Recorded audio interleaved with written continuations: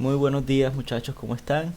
El día de hoy vamos a hacer una plena diferenciación teórica entre tres conceptos que hemos venido trabajando a lo largo de las clases: el concepto de monumento, el concepto de espacio público y el concepto de arte relacional.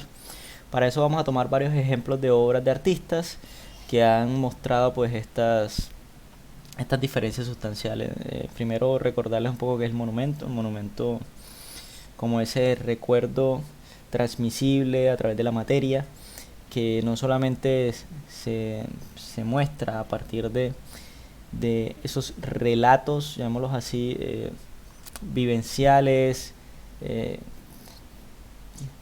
que figuran a través de una escultura, sino también que la arquitectura y los monumentos funerarios funcionan como ese vínculo con los muertos, como esa manera de tratar de mantener la memoria después de la muerte. Esto nace con las máscaras mortuorias romanas, donde los emperadores pues se les colocaba una serie de materiales en el rostro después de muertos, se les colocaba yeso, después sacaban un rostro en cera y pues estos rostros eran colocados en la entrada de los las distintas edificaciones. Pero bueno, ya hoy día podemos hablar de esculturas, de monumentos conmemorativos que siempre tratan de recordar pues a ese héroe o a ese prócer. El día de hoy vamos a hablar de la escultura de Blas de Lezo, una escultura que ya todos conocen, pues es una escultura que se encuentra sobre una base cuadrada o rectangular, una escultura aproximadamente 2 metros de altura, 2 metros 30, y que muestra a Blas de Lezo con el brazo izquierdo abierto con su espada, el brazo derecho sin brazo derecho y sin pierna izquierda y a la falta del ojo izquierdo. Eh, Esta es una historia que nace de una historia naval muy famosa en el mundo. Es la segunda historia naval más importante del mundo después del desembarco de Normandía, llamada la historia de la oreja de Jenkins. Jenkins era un espía español que se encontraba en la isla de Santo Domingo el año de 1741 y se dio cuenta que los ingleses intentaban arribar a la ciudad de Cartagena para poder derrumbar la puerta de Indias y para poder ellos, digámoslo así, tomarse la ciudad, sitiar la ciudad y pues hacer que Inglaterra fuera la nueva poseedora de esa puerta de Indias. Bueno, en la ciudad de Cartagena solamente nos encontramos bajo el yugo español, pero también está Blas de Lezo, que era un almirante español que había tenido muchísimas batallas, aproximadamente desde los 17 años estaba batallando, ya había perdido varias partes de su cuerpo por todas esas batallas que había librado y era la persona pues con más experiencia en ese momento para poder defender a la ciudad. Eh, Aquí, ¿por qué les estoy mostrando esta imagen? Esta imagen muestra dos monedas. Aquí también pues hay otras monedas que habría que referenciar. Pero estas dos monedas me interesan mucho. Son monedas que ustedes pueden ver en la escultura real. Alrededor de la escultura se encuentran todas ellas. Y la moneda del lado derecho muestra las 40 embarcaciones que arriban a Cartagena y la moneda del lado izquierdo muestra, contrario a lo que se piensa, eh, a Vernon poniendo de rodillas a Blas de Lezo, siendo que eso no fue tan así. Voy a contarles la historia real. Cuando, cuando España se da cuenta de este asunto, pues le da el comunicado al virrey, y el virrey le comunica a Blas de Lezo y Blas de Lezo crea una estrategia naval. La estrategia naval no es una estrategia en la cual nosotros pudiéramos luchar con barcos contra los 40 embarcaciones. En Cartagena de India solamente se encontraban dos embarcaciones. Por la zona de la Boquilla ellos intentaron arribar, pero en ese momento histórico en Cartagena todavía había muchísimos indígenas calamarí que se encontraban pues defendiendo toda la zona y cualquier barco que intentaba entrar pues era siempre, no sé, atacado por los indígenas. Entonces ellos tuvieron que embarcar pues en dos zonas, en la zona de la Boquilla y por otro lado estuvieron por la zona del Laguito y Boca Grande. Laguito y Boca Grande, aunque nosotros en la actualidad solo veamos agua, pues ahí también había un fuerte de muralla en la parte inferior, sino que por las subiendas de agua, pues ya no se ve. Pero era imposible también que los barcos pudieran arribar a la orilla. Entonces, ¿qué fue lo que se hizo? Ellos comenzaron a mandar pequeñas embarcaciones, pequeños botes con los atacantes ingleses a la ciudad de Cartagena y pues la mitad de ellos murieron mientras intentaron llegar al castillo San Felipe de Barajas, que era pues el fuerte mayor de la ciudad, porque no sé, se sufrían picaduras de animales, pues eran atacados por animales en la selva, toda esta zona selvática que aquí existía de Mangle, o eran atacados por los indígenas o morían por enfermedades. La otra mitad pues se asustaron y se devolvieron, y la otra mitad que fueron a atacar pues se encontraron con Blas de Leso y 4000 hombres que, estando en el castillo de San Felipe, pues crearon una zanja de 5 metros en profundidad alrededor del castillo para que ellos no pudieran colocar escaleras y subirse, y fueron acribillados desde arriba por mandato español. Además que el castillo de San Felipe es un fuerte creado exclusivamente para que todos los atacantes que lleguen a la ciudad pues también pierdan, o sea, se pierdan dentro del fuerte y también sean asesinados. Entonces Vernon se volvió con la mitad de sus tropas, con 20.000 hombres a Inglaterra, y contrario a lo que se ve aquí en la moneda, que Vernon está arrodillando a Blas de Leso realmente fue el que ganó la batalla y humilló a Inglaterra. Desde ese momento pues estas monedas han servido como símbolo para, como digámoslo así, el primer meme de la historia en donde los españoles se burlan de los ingleses por esa batalla. Entonces, bueno, aquí hay muchas monedas que fueron acuñadas antes de la batalla, que mandó a acuñar a Vernon por esa victoria que él decía que ya había hecho antes de batallar. Y obviamente todas esas botellas han sido burlas por mucho tiempo de esa batalla. Bueno, aquí tenemos al artista Emilio Laís, que está pues trabajando con una serie de esculturas. Pues estos eran artistas que llegaban a la ciudad de Cartagena con mucho conocimiento de escultura aprendido en Europa, un español, y pues obviamente qué mejor que un español para poder crear esa pieza, Emilio Laís Campos. Entonces, aunque ellos trabajaban en mármol en España, aquí solamente se podía trabajar en bronce por todos los problemas que existían. Pues traer una piedra de otro país era muy costoso, dispendioso, entonces era preferible utilizar las canteras de barro, trabajar con el barro existente, limpiarlo y después mandar a fundir la pieza o por fuera o en algún lugar cercano aquí a la ciudad. Bueno, esta es una escultura que se coloca en el año 1956. Eso significa que ya existía una industria de la fundición en Medellín desde el año 40 con Viejo Ortiz, y estas esculturas pudieron ser mandadas a fundir aquí mismo en Colombia. Pues de hablar del monumento podemos decir que la memoria de Blas de Leso sobrevive tanto en el arte, con estas obras de Obregón, esta obra de Obregón en donde vemos pues que él se autorretrata sin un ojo, como un pirata o un corsario, o inclusive en estas obras de literatura. Esta obra de Albert Vázquez de Medio Hombre retrata la batalla de Inglaterra contra Cartagena, y la batalla que Inglaterra ocultó al mundo pues para no sentir esa burla quijotesca de lo que pasó. Ese es el monumento. El antimonumento ya lo hemos visto. El antimonumento son los zapatos viejos. El antimonumento, a diferencia del monumento, pues sí recuerda y rememora, pero no solamente eso, sino que tiene una estética de lo feo que es muy particular, porque siempre tiene como un choque directo con la población antes de entrar en el espacio. Estas son fotografías de la avenida Luis Carlos López cuando las botas se encontraban en Rond Point, pues ahorita hay como un CAI de policía, pero es la zona donde se encuentra el puente Heredia, por ahí por donde uno sale del centro para Manga.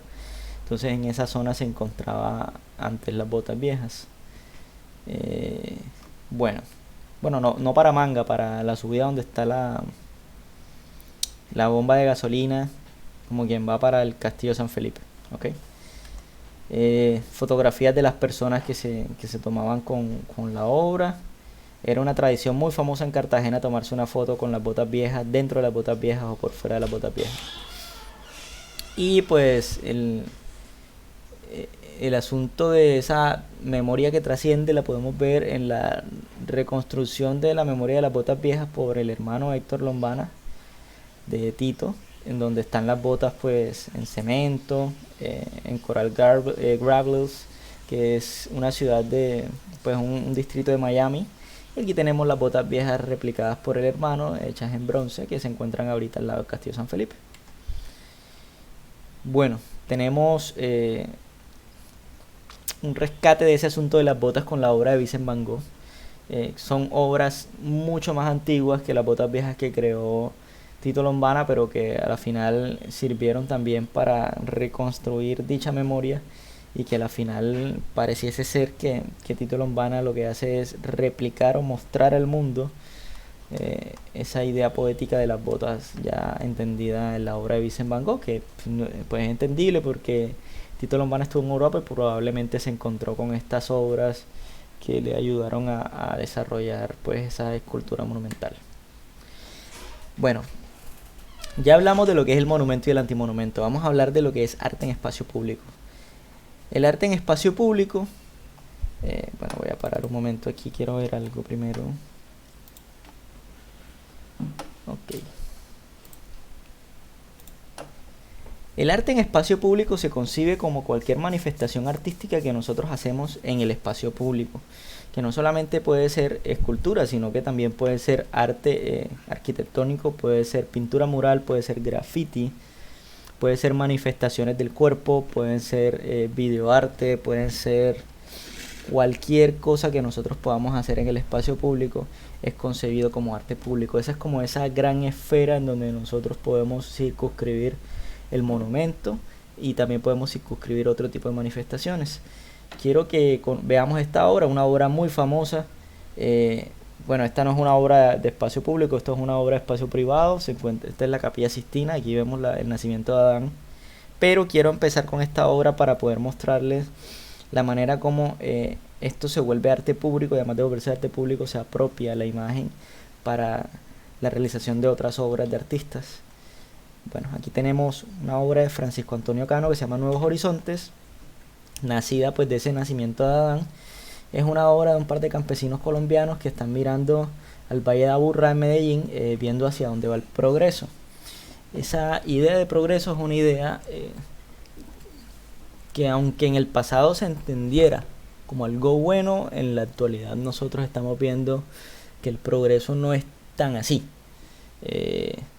Esta búsqueda del progreso es la destrucción del hábitat en pro de la construcción de nuevas edificaciones que permitan a la tecnología del mundo avanzar, pero avanzar a partir de la destrucción. Esto es lo que la obra de arte trata de referenciar, trata de mostrarnos, y de cierta manera pues aunque es una apropiación de la creación de Adán, pues aquí no está creando el campesino está destruyendo. Sin embargo, esta obra fue entendida como creación en su momento y su contexto histórico, pero luego del tiempo pues todas las miradas críticas que se dan sobre esta obra de arte proponen otra mirada un poco más compleja que la mirada directa que nosotros hacemos a una obra tan simple, tan sencilla como un par de campesinos viendo el valle. Y aquí tenemos una obra de Carlos Uribe llamada New Horizons, que es una fotografía de Pablo Escobar señalando el mismo Valle de Aburrá en Medellín también, que sirve como una fuente de imagen para mostrar ese asunto de la creación, pero esa creación a base del narcotráfico, una imagen que ha sido decantada, deconstruida, asfixiada y llevada al límite, con el fin de proponer o analizar esas cosas que estaban pasando en Colombia, y esa manera como la imagen también yuxtapuesta de un asunto que parte de lo religioso, después va hacia lo tecnológico, hacia lo construido, termina siendo pues una mirada crítica, reflexiva a esos procesos de narcotráfico que vivía el país, y cómo el narcotráfico estaba permitiendo de cierta manera que avanzara Colombia, aunque fuera algo malo para el país. Bueno, eso sería apropiación. Aquí tenemos una obra que no es tan apropiada, es una obra que también del grupo Urbe, de Carlos Uribe con la esposa, una intervención escultórica que muestra unas canoas iluminadas que iluminan, valga la redundancia, el río Medellín. Esta obra parte de una pregunta que propicia los medios para un arte distinto desligado de la moda de la violencia en el país: cómo evitar el acercamiento esteticista a un entorno conflictivo y no usar un discurso que es muchas veces endogámico. En el arte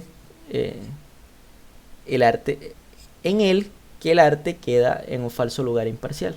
Para dar respuesta a esta duda, el grupo Urbe entiende el espacio como un lugar de encuentro de memoria, en donde la memoria del pasado y el presente entra en conflicto frente a un deterioro constante de los recuerdos. Entonces, si bien estas canoas son una intervención escultórica que ilumina y vuelve bello el río, pues el río Medellín no es un río bello. En los años anteriores la gente se bañaba en él, lavaba la ropa, hacía una cantidad de cosas, pero actualmente gracias a la contaminación pues el río no está siendo tan bien visto.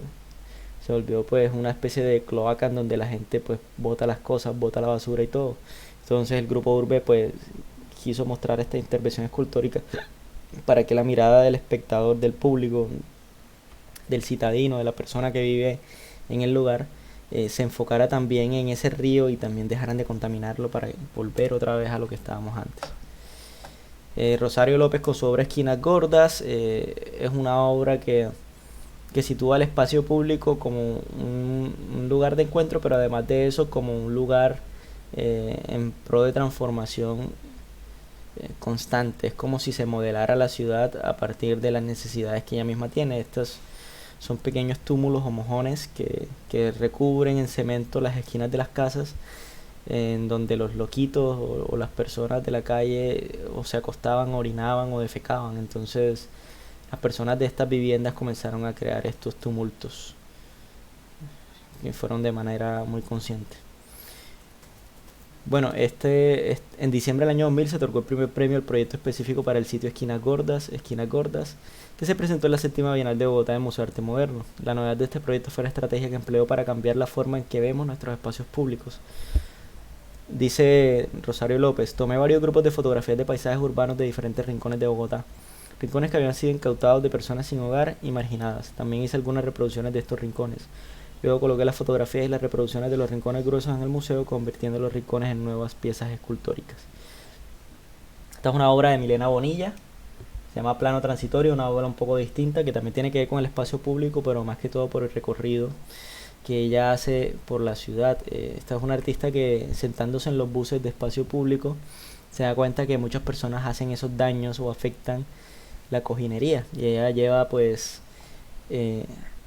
hilo y aguja para comenzar a coser todos estos espacios y dejar marcas de las transformaciones que hace la ciudad y cómo la misma ciudad se va construyendo y reconstruyendo. Bueno, dice Milena Bonilla, de 28 años, trabaja con bordado. Su primera obra, realizada cuando todavía estaba en la Universidad Jorge Tadeo, trasladaba una muñeca de trapo a través de gruesas costuras sus propias cicatrices. Después empezó a bordar ropa vieja, alejada del tiempo por las caídas, como tratando de solucionar los pequeños problemas caseros. En uno de sus viajes en bus por la ciudad y mientras intentaba bordar el pantalón de un amigo, Bonilla se encontró con un roto en una silla que le colocó enfrente. Ese hallazgo le condujo a Plano Transitorio, la obra con la que acaba de ganar el Salón Regional de Bogotá. El artista viaja a través de la ciudad cosiendo huecos, o mejor sanando la cojinería de los buses. Cada recorrido desde ella se sube y hasta se baja tiene un color que al final queda registrado en un mapa de Bogotá. Esta fue una obra expuesta en el 39 Salón Nacional de Artistas. Bueno, ya la obra de Moravia, nosotros la hemos visto en arte relacional en el semestre pasado, pero bueno, les recuerdo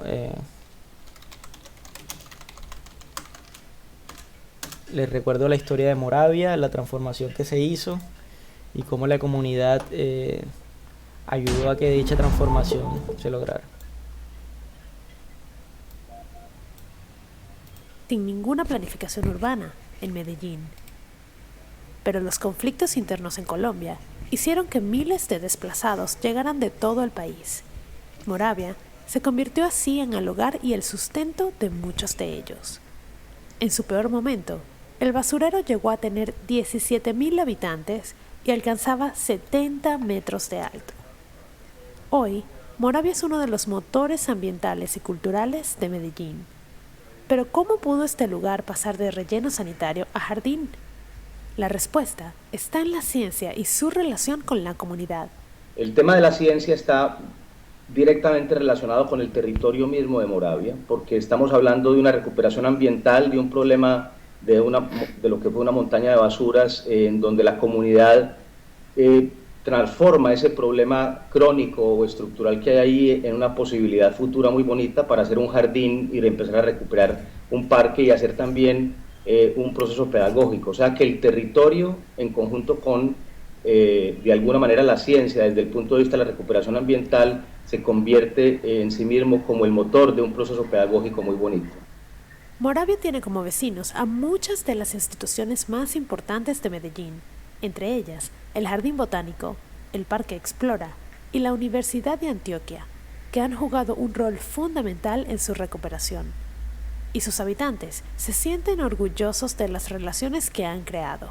La ciencia juega mucho, porque es que aparte de que hemos aprendido qué es la tabla periódica que está enterrada allí, ¿sí? La cantidad de químicos y plomo y de mercurio y todas las cosas que están ahí enterradas, hemos aprendido que es un territorio que, a pesar de que no sea de habitabilidad, pero se puede trabajar como un laboratorio científico a distintas universidades y entidades que trabajen la ciencia dentro del territorio. Ellos están investigando continuamente qué fue tratado. El morro de basura. Con humedales, plantas ornamentales y flores, los jardines comunitarios han traído esperanza a Moravia. Bueno, como vemos aquí, claro, el asunto de que en Moravia no solamente el arte, sino también la ciencia han permitido que existan prácticas de arte relacional, que se inmiscuya pues los artistas y los científicos con las personas y que comiencen a crear soluciones a los distintos problemas existentes dentro de la comunidad, y se explore pues ese tipo de alternativas. Quisiera mostrarles un momento las conclusiones de este asunto. Voy a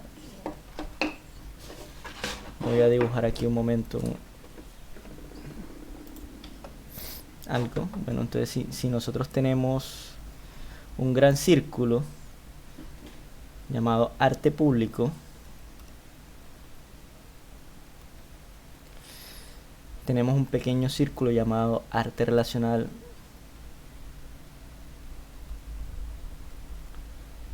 aquí hay una conexión existente que se llama el ciudadano. El arte público se desliga de cierta manera del arte relacional cuando el arte público es simplemente un arte que no conduce a lo público, sino que se encuentra en el espacio público. El arte relacional conecta al arte público a través del ciudadano con ciertas manifestaciones en donde el arte público está en relación con esas personas que lo ven. Entonces podemos tener un arte público que está por fuera del ciudadano y podemos tener un arte relacional que siempre se encuentra en constante relación con el ciudadano, y pues el ciudadano es el que se convierte el vínculo que conecta lo uno y con lo otro. La idea del monumento como otro pequeño círculo estructural, que tampoco es tan pequeño, es bastante grande como tal. Estoy hablando ya de monumento conmemorativo. Es una práctica que, si bien nace en el siglo XIX, se conduce como arte decimonónico. Para el año de 1960, 1970, comienza a fracturar, comienza a fracturarse esa búsqueda por lo conmemorativo. ¿Por qué? Porque es que siempre desde el arte público se ha procurado que el ciudadano sea el interesado por el monumento. Sin embargo, el monumento, como una estructura física con una base de gran tamaño, disculpen este dibujo, con una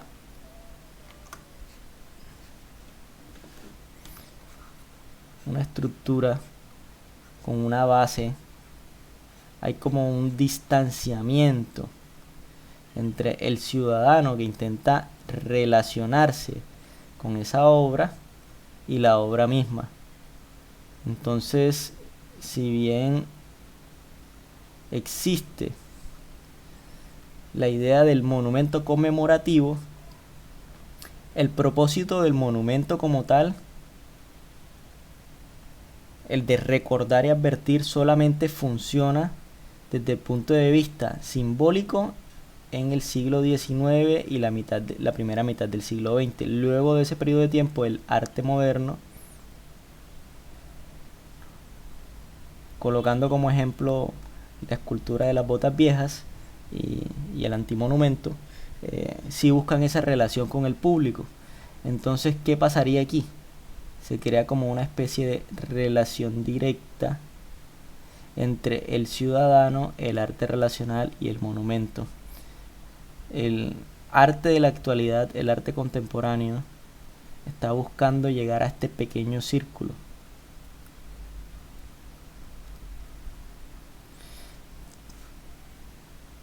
Ese pequeño círculo, como un círculo de reflexión en donde el público pueda entender tanto la idea del monumento como la idea del arte relacional, como la idea de las manifestaciones de las personas, del público como tal, y como el espacio público se entiende como un lugar de congregación o de discusión.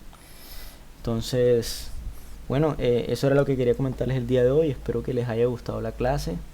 Y nada, espero sus comentarios en la parte de abajo. Cualquier pregunta o duda que tengan, por favor háganmela saber. Muchísimas gracias por todo.